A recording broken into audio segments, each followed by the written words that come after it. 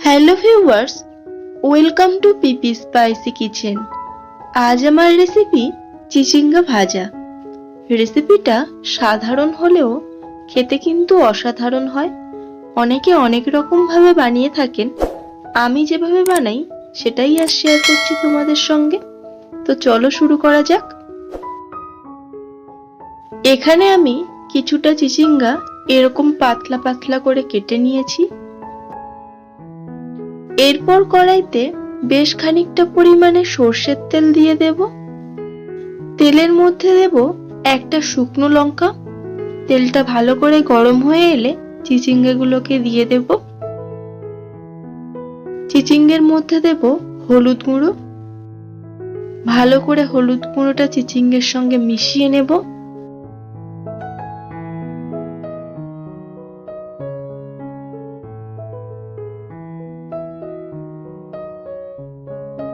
এরপর দিয়ে দেব স্বাদ মতো লবণ।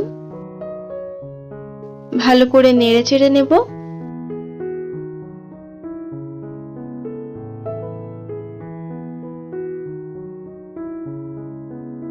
মাঝে মাঝে এরকম একটু খেলিয়ে দিতে হবে, কেননা চিচিঙ্গে ভাজাতে জল ওঠে, তার জন্য।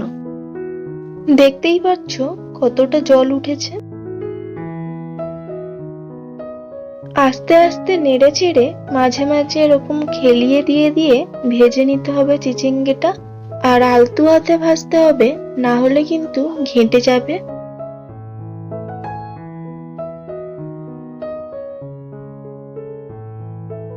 এরকম ভাজা ভাজা হয়ে এলে আরো একটু সর্ষের তেল দিয়ে দেব।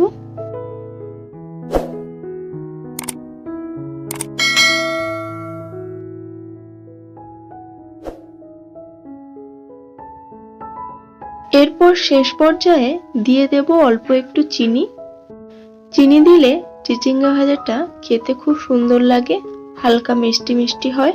চিনিটা ভালো করে মিশিয়ে নিয়ে নামিয়ে নেব।